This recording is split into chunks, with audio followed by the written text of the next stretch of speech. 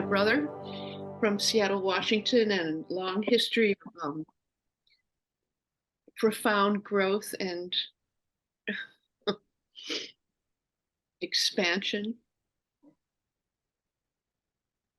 He has been a great gift to me, and I'm so grateful that he's chosen to be in this group and share his past experience with us and present.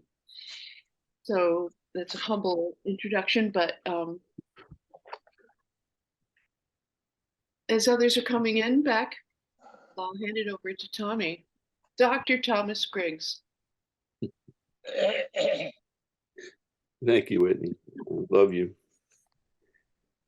Yeah, well, several things that happened this morning teed this up well. The conversation this morning is about the ManKind project and what it is and what its influence is on the world. So I want to put out some stuff and have us have a little bit of a conversation back and forth, if we can, about that.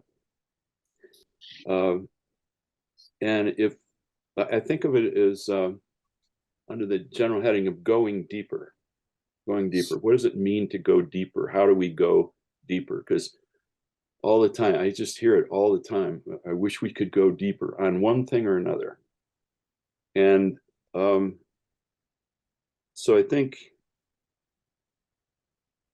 there's 30 years worth of history that is behind this particular presentation.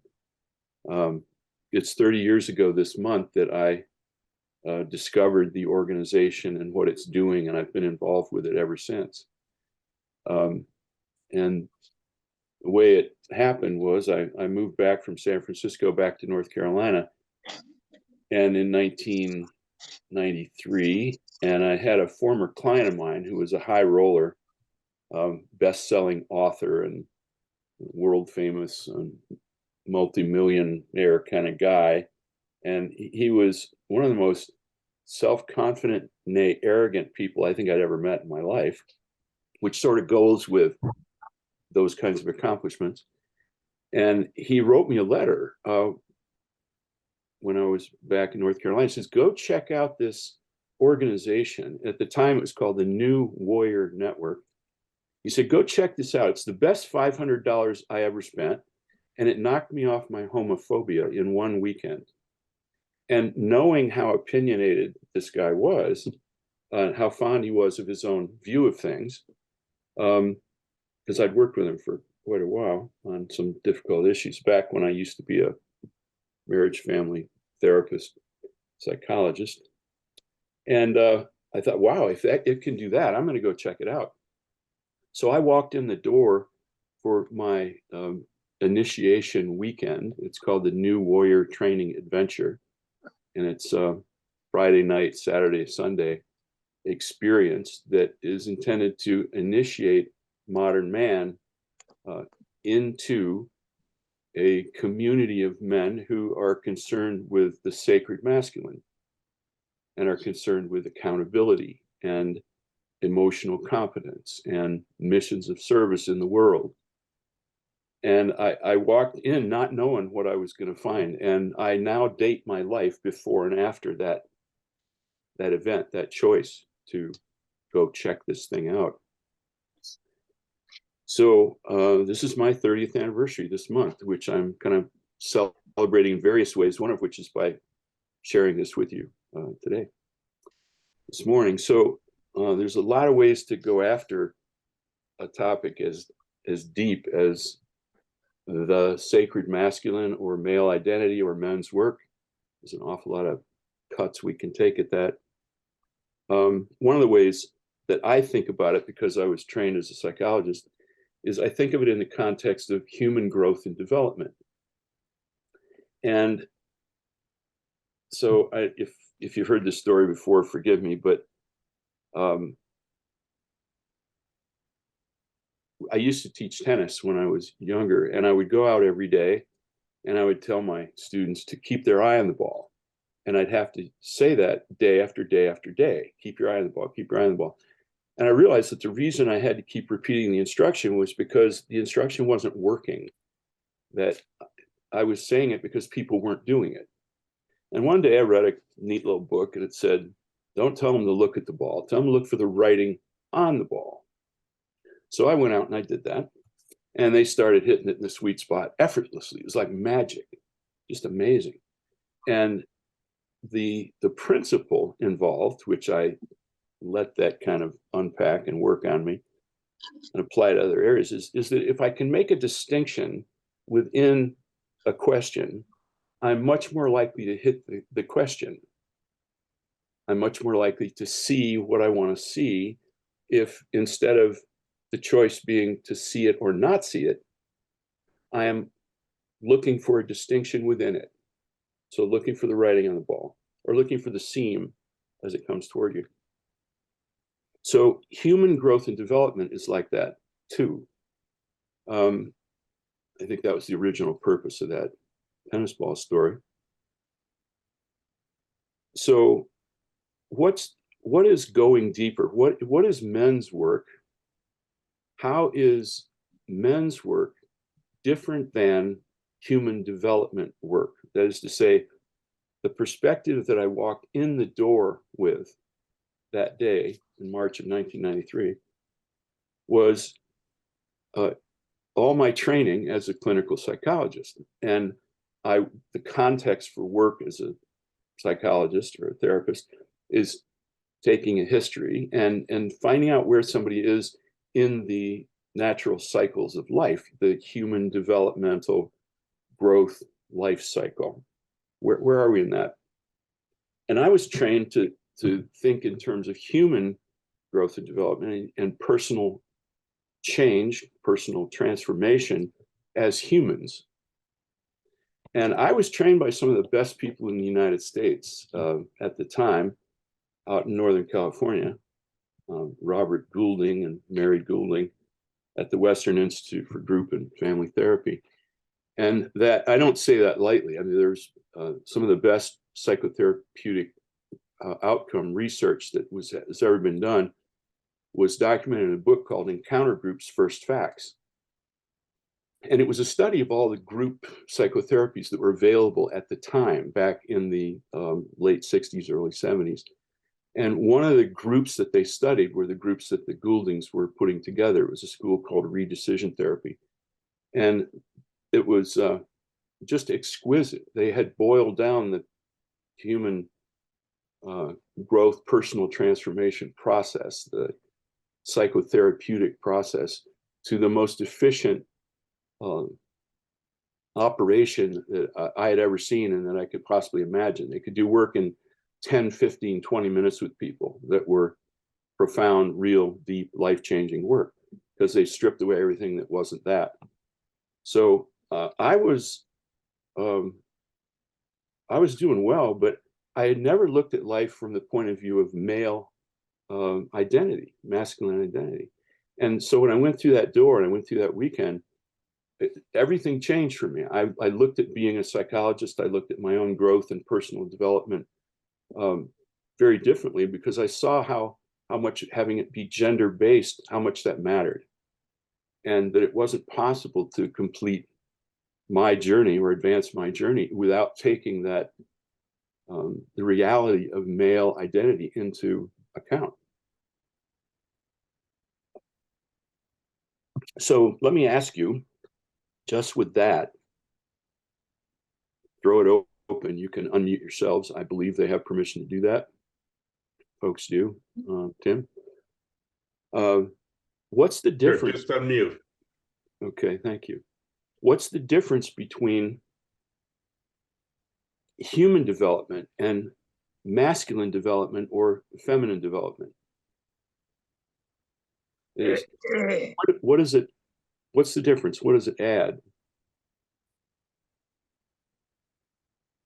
Any takers on that question? Is that a clear enough question?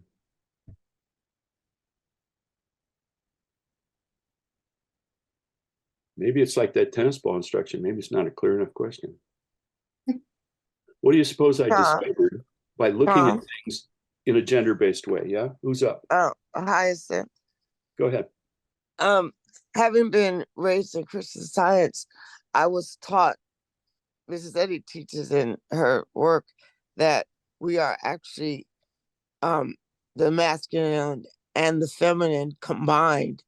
So as the human, or well, and she also teaches that we're profoundly spiritual, so that the human aspect, depending on what your knowledge and understanding is, might not come into it. But from a spiritual standpoint, the two are embraced in the one that we are as spiritual children of God or entities.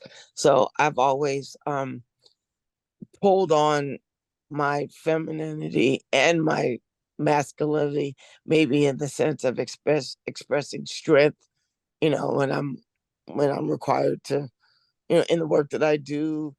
I take care of people as a Christian Science nurse, and there's lifting.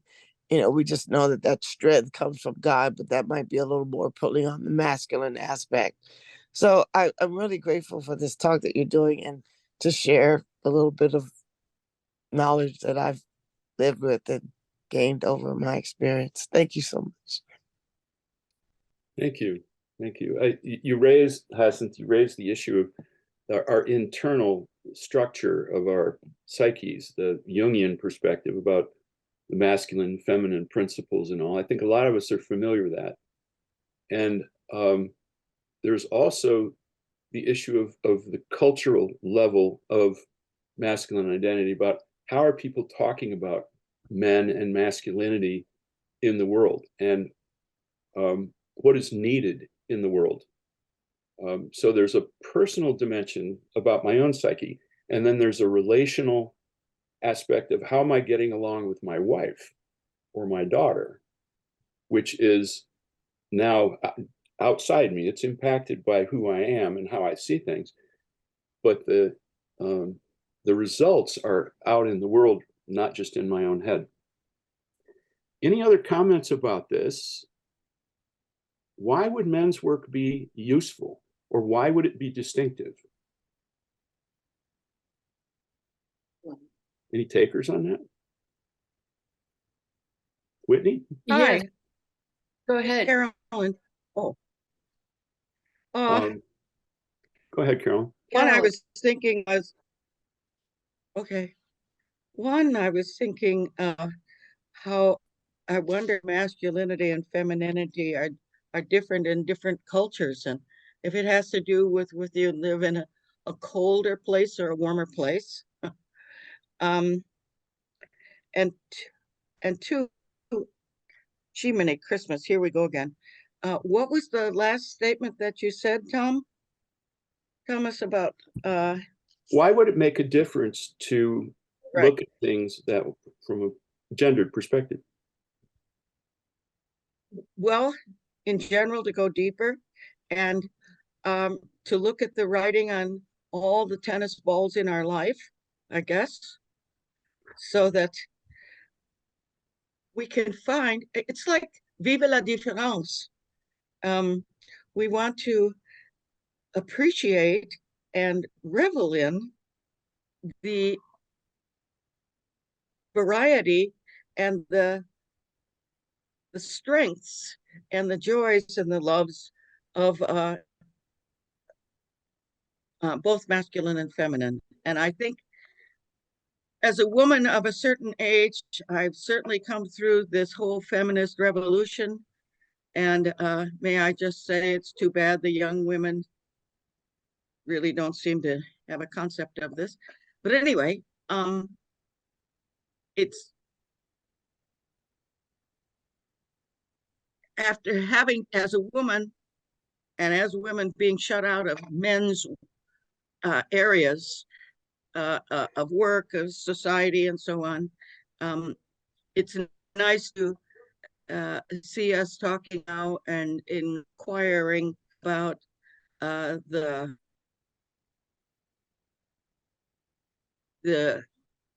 riches and the gifts of masculinity. I mean, I just loved when I dropped into New York when I was just young and 23 or something, and I saw a button that said, a woman needs a man like a fish needs a bicycle. I love that. Yeah, but the whole point is that we're all love and that we're just different. There's a word that starts with F. There's a different aspects of it. Oh gosh, I'm just meandering on. I'm really not being so clear. So I don't have any writing on my tennis ball right now. Okay, bye. Okay. Well, there are no accidents because the question is a huge question. And how do we get into this with some kind of meaningful precision is a worthy question because it's very confusing. Whitney, what do you want to say? Just that to me, it speaks of sexual politics and how we're programmed to be told who we are. You are a boy, you're supposed to do this and you're be that, and you're a girl and you're supposed to be this and do that. And that girls are pink and boys are blue. I mean, this is all arbitrary, in my opinion, and as far as who we are as real human beings, and to uncover all that programming and have a chance to discover who we are as individuals, as souls, as people, or whatever. That's very useful and it's very healing. And the work that I've done in that department has been that way. And I bear witness that I got my brother back as he did this work because he was an asshole, and then he became a human being. That's all I have to say. Thank you for that endorsement. Yeah. Virginia? I'm not real sure, but it seems very societal to me. In our society, like Whitney was saying, we all have our roles, and they're different for women and men. And as Carolyn was saying, women of a certain age, I think many of us were brought up to be the caretakers, to be the ones who were concerned with others, to look out for others' feelings where we didn't expect that of men. And so men were not allowed to acknowledge their feelings, have feelings. And, yeah. And I think, and I'm just going to jump because this has been on my mind for a while about transgender people. And I kind of keep wondering what it is people are trying to get to. And this is from both sides because everybody thinks the other side has more to offer. And I kind of get confused by that. It just seems to me if we could just integrate it all into one, we'd all be better off. Okay. My simplified. Thank you. I want to speak to that because I've done cultural work, working with cultural differences for 30 years. And at the heart of the model of working with power differentials, which is what working with cultural differences is, it's difficult to know when we need to be together and when we need to be separate. But there's absolutely that we need to work together, for example, as men and women exploring these issues together. And then there's an absolutely essential step in the process where the men, and we can set aside what the definition of male is for the moment, but if it's binary, which it isn't, then the men need to do work in a men's circle by themselves, and so do the women. I hope that would be obvious, but there are unique aspects of the work, the transformation that each of us have to do that are very specifically gender-based. Whitney just tagged that. There are cultural reasons, there are political reasons. As soon as we move the conversation out of human development, where we all share things, we have a common identity as humans, into the parts of our identity that are unique and different because they're based in our cultural group identities, because they're based in, we'll say masculine and feminine at this point, or male and female, then we're in the realm of political discourse at that point, not merely psychological discourse. And that leads to the whole conversation about what's my role in the world? What's my mission in the world? What am I doing? And one of the things I like about the ManKind Project is that it has been exploring issues of gender identity, transgender, non-binary, for a long time, for years and years, because we've been looking at the question of what is a man? Who comes to men's circles? And we've had men who changed their gender identity who wanted to continue to stay in circle. And it provoked a lot of interesting conversations, and some groups now are co-gender groups. Haja, do you want to say something? Yeah, I want to appreciate your question. I love it. And my experience of men who have done the ManKind movement before and after, I think it gives men permission to explore their authentic self and to be comfortable in their vulnerability. And as you said, people transform, which is beautiful to witness. Like, I enjoy being around men who, and I am attracted to them, their person. Like, when I go to workshops, I find myself talking to men, and when we share, they're like, oh yeah, I've been doing the ManKind. I'm like, of course, because those are the people I'm attracted to hang out with and talk to. Their energy shifts into authenticity, vulnerability, and just sweetness. And also what I appreciate about that work is it gives men permission to be okay with being wrong. Because, you know, it's like, okay, I messed up, it's okay. And that is so profoundly loving and kind, to give people permission, especially masculine men, to be wrong and to figure out how to fix it. Yeah, I hear that. I could talk more and more, but go ahead. Well, I know. I mean, this touches a nerve that once we open up the conversation, it's really hard to close it back up and put it away because it's so compelling. That's one of the reasons the project has grown so much in the past 35 years, is there is a deep hunger in men for initiation. And there's a deep hunger in men to reclaim the relationship with the missing or lost father. Mm-hmm. That's an epidemic issue. There's a need to fill this hole in our souls about who we are. When do we actually know that we're a man and that we're a good man? How do we find out that we're a good man? How do you become a good man? What are the rules? If we don't go by what Whitney was referring to as the cultural rules, which some people call the man box, then what are the alternatives? Who are we? And that is the purpose of this whole project, is to help men understand that relationship, that connection, come into a community of men and be accountable. And then we have missions of service. And one man's mission of service a few years ago, dear friend of mine, back in Asheville, was to create a festival called the Better Dads Festival. And it was all about how men could be the best dads they could be.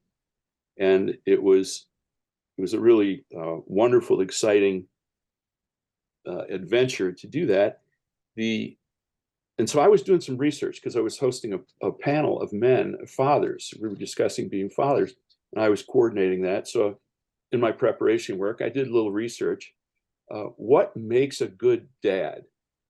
And just Googled that before GPT came out. And what I found was these lists, like the top 10 characteristics of a good dad. And a lot of this stuff I found came out of the UK, not the US. I don't know why. It just seemed that way. But one of the things I noticed was that on all the lists, there was a particular item. And that was, I love my dad because he lets us make fun of him. He admits he's wrong, or he is willing to be the butt of our jokes. We tease him, and he's a good sport about it. That showed up on all the different lists. So what you were just saying, I think, is universally appreciated, is the humility, the sense of humor, the willingness to take responsibility for our feelings and not act them out on other people, is essential to this little adventure that we're talking about. So let me cover a couple things. Do I have permission to share my screen? Hey, Dr. Thomas, Hattie has had her hand up for a long time. I don't know if you noticed that or not. Yes, I did. I just called on her. She spoke. I think she's forgotten to Oh, drop. I'm sorry. Okay, I just saw that. Okay, great. Okay. So Yeah, let me see if I can get a hold of something here. Oh, does he have to? Oh, good. He's got it. Where am I in here? Okay, here's a couple little thoughts about this conversation. Why the ManKind Project exists, emotional maturity, compassion, purpose-driven men. Healing society's deepest wounds refers to us selecting a personal mission of service. I'll talk about some examples of that in a minute. We're looking to create powerful men who are responsible and empowered men, not men who have power over, but men who are empowering. We're a passionate and purpose-driven brotherhood. And there are those things of accountability and compassion again. Some of the details are it's not religious. We're grounded in the sacred, learning what the sacred masculine is, but it's not tied to any religion or denomination. Therefore, we get to deal with religious differences within our community.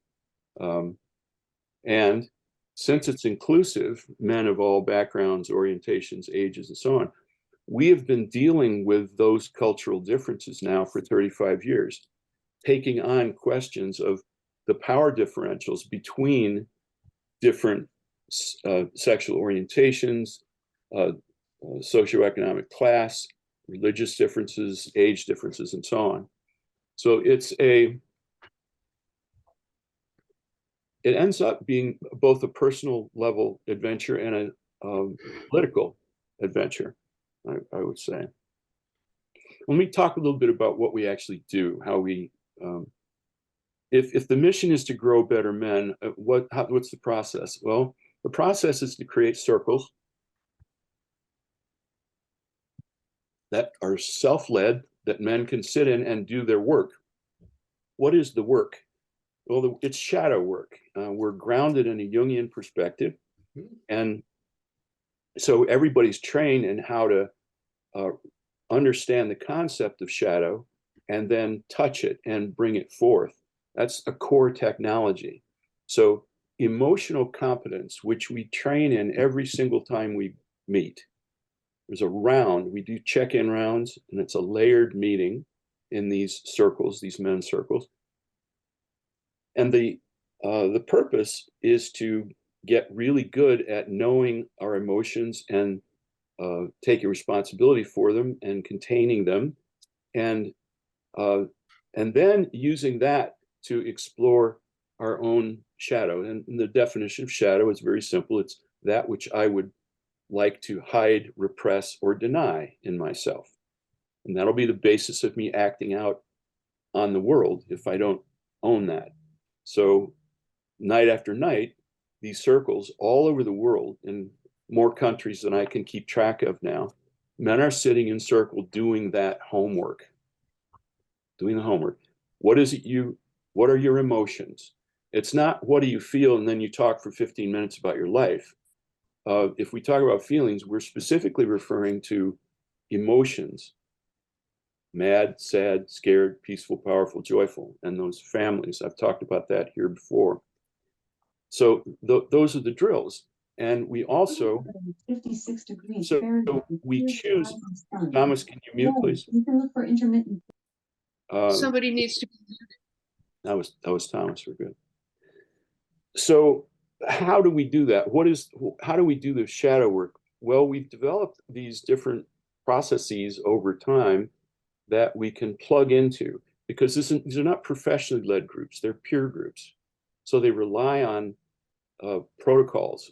So sometimes a man, and this happened just the other day, several men checked in with not feeling worthy. And I brought this up here in this circle, that the issue of self-worth has got to do with self-love.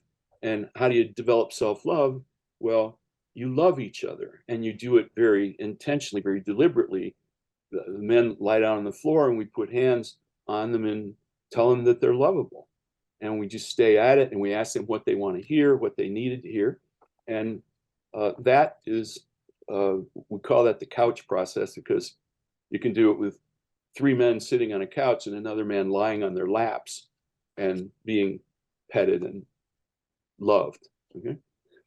If a man needs to do some anger work, get some rage out in order to get to things that are behind it, which is often grief, we have procedures for that where men can rage in a safe way without hurting themselves or somebody else.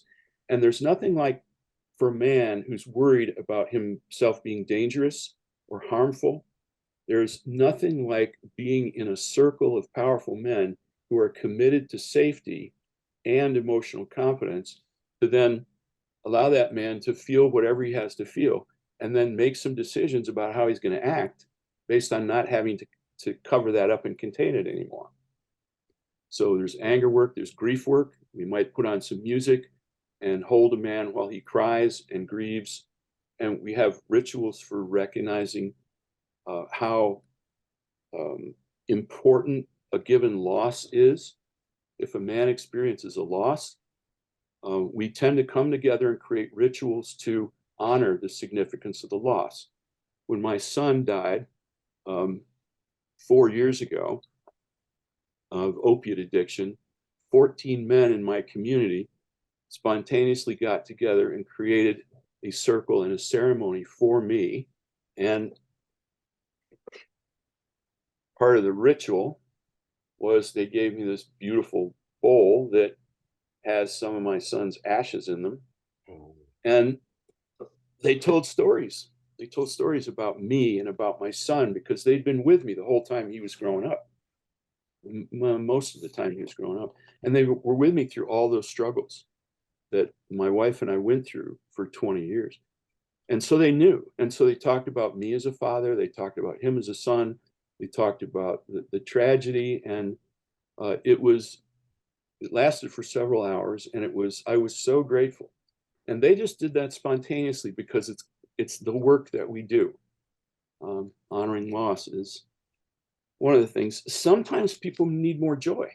And so we teach guys to dance, and we teach guys to be goofy and to let things go. And we do a thing we call the puppy pile, which I just shared with my most recent group out here in Seattle.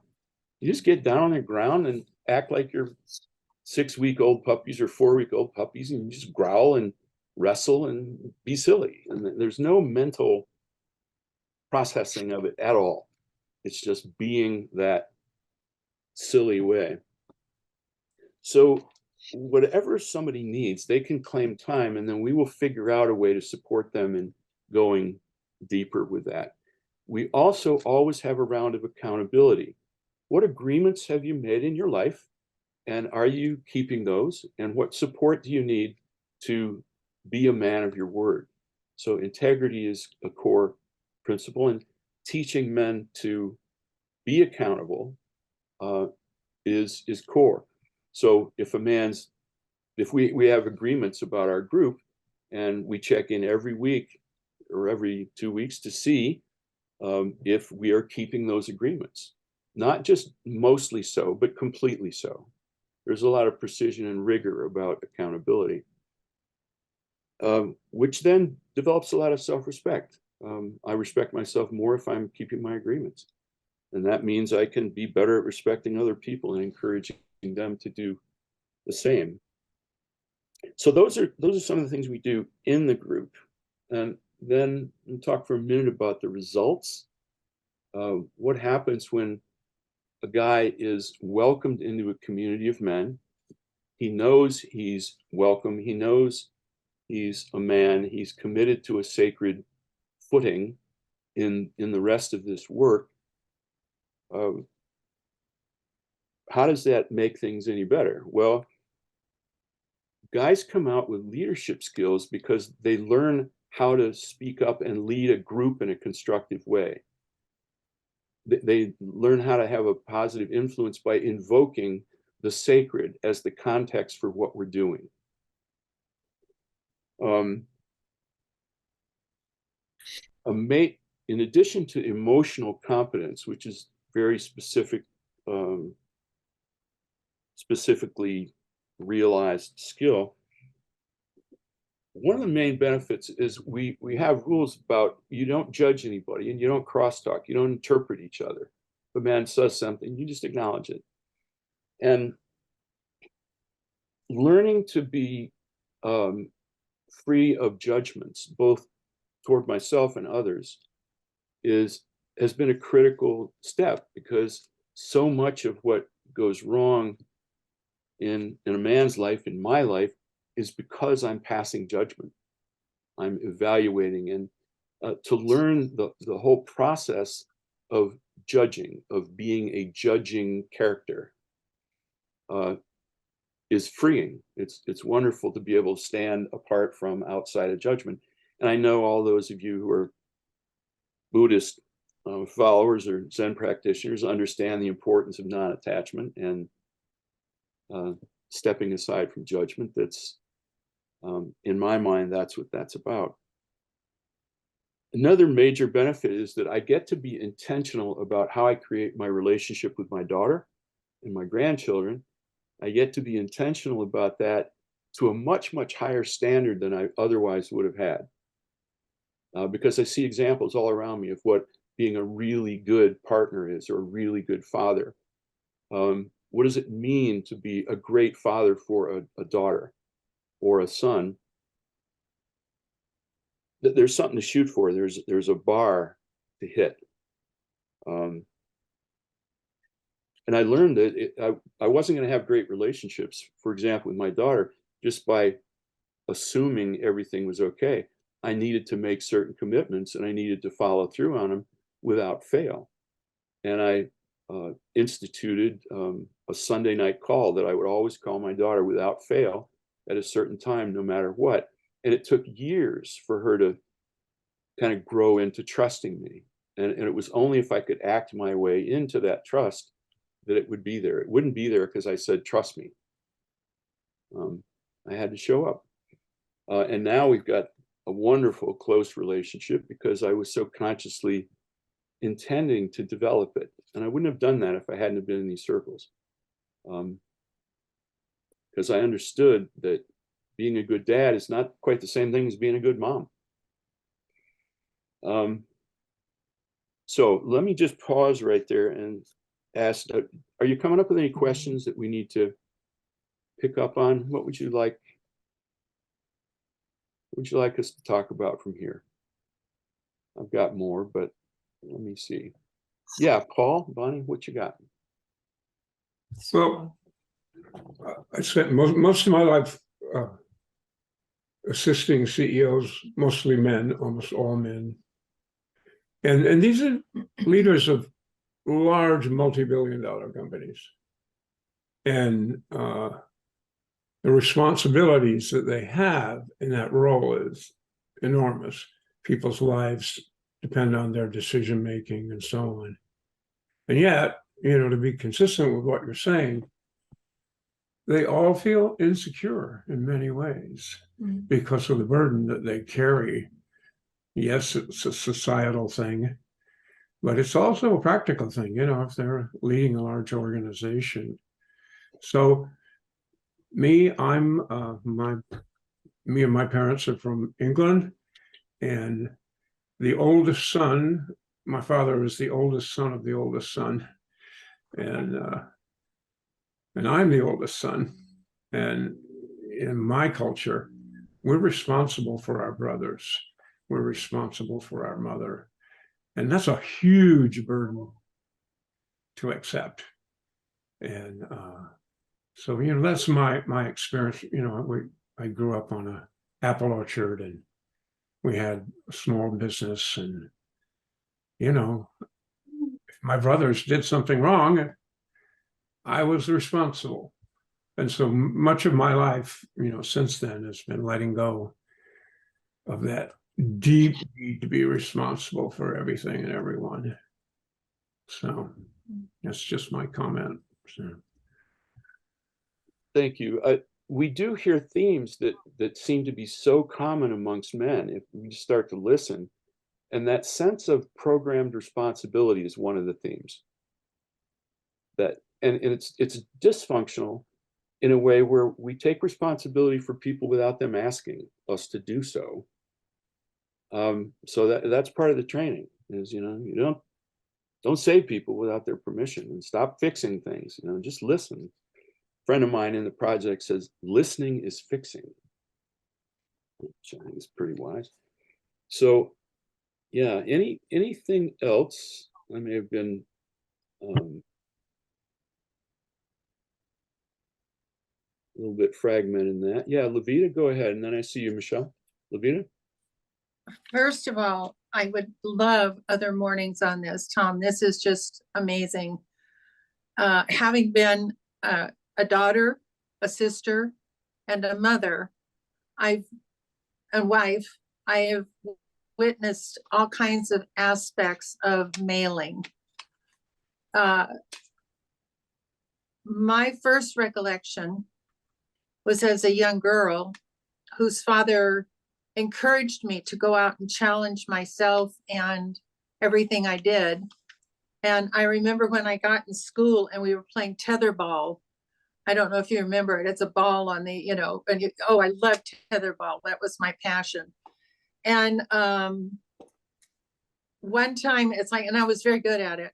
And one time one of the boys said, this isn't, you're not right. And I said, why? And he goes, I'm supposed to win. And it was like, that was a new concept to me. I just stood there and I was so puzzled. It was like, why? It's like, show up, do your best, come on, bring it. And I had to go home and talk to my dad about it. It's like, what am I not getting here? And raising sons, and two of them, very different natures, watching how they would navigate, and the males in our family, which were not privileged to be doing internal work.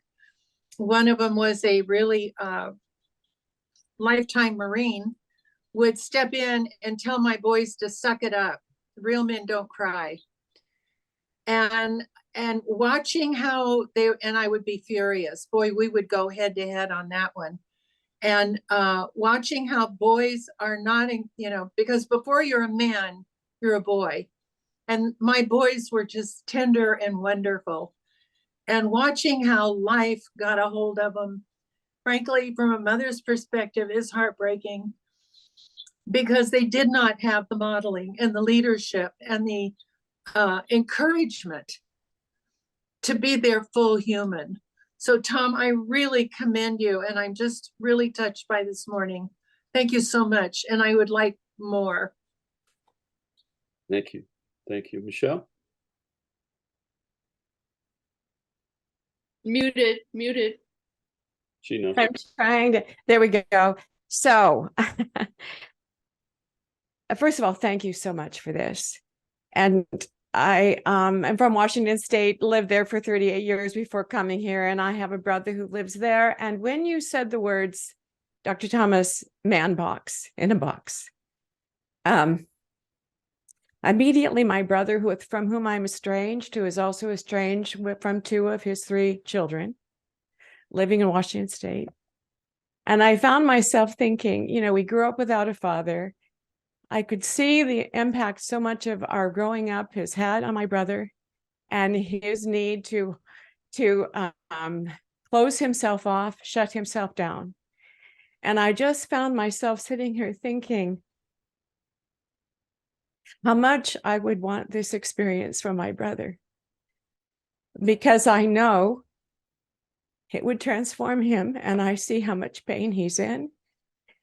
And I'm so grateful to know that there are these opportunities to grow in these ways, and for men to bond and to be there for one another, because I can see when we don't do that, when men do not do this, the impact of that affects their relationships, their children, their lives, their own lives, and that they find themselves in that box from which they feel disconnected, separate, and isolated. So I just am sitting here holding the vision that my brother, even in turning 80, might have yet this opportunity to heal, and that I'm so filled with gratitude that you are doing this in the company of men, because I know from a girl growing up without a father's presence, how important it is. So I just want to say thank you. And I'm tearing up because and I feel the sadness. I'm happy to talk to your brother. If that looks like it would make sense, be happy to do that. We do that all the time. And here's a little secret. Men in general, if they've been acculturated in this culture, trained how to be men, unfortunately, we don't listen to women the same way we listen to men. That's right. And when women say something like, take care of yourself, or it's okay to have feelings, we're ready for that. And we just defer it. We know you're going to say that. And we don't listen to that. We don't believe it, not coming from where we originally came from, because it violates the rules. So don't tell us to break the rules. You're going to do that. But if a man says the same thing, it's like, whoa, where did that come from? Is that you're telling me? A guy is telling me I can break the men's rules? Has a very different impact. So men can invite men into experiences that they will only go there if men invite them. They won't go if women invite them, because we misinterpret or reinterpret what you're saying. So the whole idea of teaching boys how to be good men, it involves that process of men welcoming boys into manhood. And it has a profound effect on the boys. So a lot of my friends are deeply involved in missions of service that have to do with taking these teenage boys, and I wouldn't say at risk, because in my view, all teenage boys are at risk because of the programming, that they get to start to learn these principles. They start to learn about community amongst themselves. They start to learn about being accountable and responsible for their relationships to their sisters and to other girls, and the ability to have emotions. I mean, I know how to work with men are deeply emotional creatures, and it's not at all hard to tap into those emotions at all. It doesn't work if somebody just tries to encourage a man to feel things and to share their feelings. That isn't really necessary that men share their feelings everywhere. It's extremely necessary that men know what our emotions are, and to know that we get to choose where we're going to express them and how. And that's a cultural thing. Somebody was just mentioning about, is it different in colder climates than it is in warmer climates? Who said that? Caroline. Carolyn, you said that. Carolyn. Masculine is an archetypal experience. So all over the world, there is this common thread of the hunger for initiation from a boy to a man. And that's where the ManKind Project came from, was the observation that initiation used to be embedded in all cultures. But modern man lost that. We don't have, there's no provision. So 35, 40 years ago, 3 guys got together, one a former Marine who was working at General Motors, one was a guy working in the courts in Chicago with at-risk kids, and the third guy was a feminist family therapist from Milwaukee. And they made these observations about, we need to take responsibility for initiating boys and initiating men who missed that process when it might have occurred in their adolescence. How do we create the initiation process that would get us some grounding and some identity? And so they picked up on Joseph Campbell's work and Jung's work and created this archetypal initiation. It follows a classic process of taking away your previous identity, a descent going into the unknown, and into confusion, being exposed to other stories about men, healthy stories about men. And some of those come from Robert Bly, who interpreted some the myth of the wild man, or the story of the wild man, and helps men turn loose their inner energy and their inner wild man in an empowering way, not a destructive way, is at the heart of what we're up to. But the thing about the cultural differences is that I've found that even though all men have emotions, because we're human, the way we express them is culturally determined. So, Paul, you know that being somebody from the UK or from Germany who's classically raised by German grandparents, the rules are, children should be seen and not heard, or stiff upper lip kind of stuff. The closer somebody is to the equator, by and large, the more permission one has to be expressive, to be joyful, for example, to be out there. And the further north, it seems the emotional expression is more restricted. There are certainly counterexamples, but I think emotional expression, the rules of emotional expression in any different culture are what create the man box. They're what enforce the man code. That's how you keep guys in line. That's how you train warriors or soldiers. A new warrior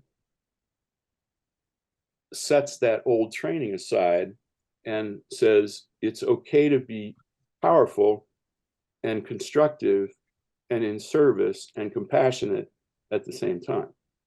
It's possible, and here's how we do it. So let's have a go. Alan, did you have your hand up? You want to check it? I just a piece of an anecdote of my own understanding or accepting the loss. I used to, when I drove to work pre-COVID, I used to drive by an elementary school, and I used to always love it when I had a red light at the crosswalk. I could watch these parents and kids and boys and girls cross the street. And I found myself many times just weeping, watching these pure, authentic, joyful creatures. And I wondered, why am I weeping? And I came to realize because I understood on some deeper level that they're going to lose that. It made me aware of my own loss, perhaps my own boy, but that natural, authentic gets boxed and distorted and corrupted and contaminated. But it's so sad, and that's what touched me in that experience. Yeah, that men hold tremendous grief. Tremendous time is running out, so yeah. Thank you. I was just about to notice that and pivot here. Am I past time to wrap up, actually? Wrap up now. Can I just say one thing quickly? Yeah, can you put it in a good sentence? Yeah, The Way of the Superior Man by David Deida is a fantastic book on how to become a superior man. And I highly recommend it to anybody who's interested in developing their manhood. Yeah, thank you. David Deida. David Deida is somebody that's we've been in touch with, and he's spoken at our conferences and stuff, and got some good stuff. It's controversial, but if you can conduct the controversial conversation in a good way, then it's really productive. Thank you. Yeah, thank you. So I think maybe we should not try to do everything at once on a subject that's this big, and have another time when we could talk again about it. It's kind of a big conversation. So let's see, wrapping up. Another time I will tell you, if you like, about what all the different projects are, the missions of service that men are engaged in around the world. I said I would do that, but I don't think we can do it right this moment. So, Okay, we'll look forward to another time. And all right, you know, for I'll people go to- ahead and wrap with that and honor our time commitment. Okay, thank you, Tommy. It was fabulous, really wonderful.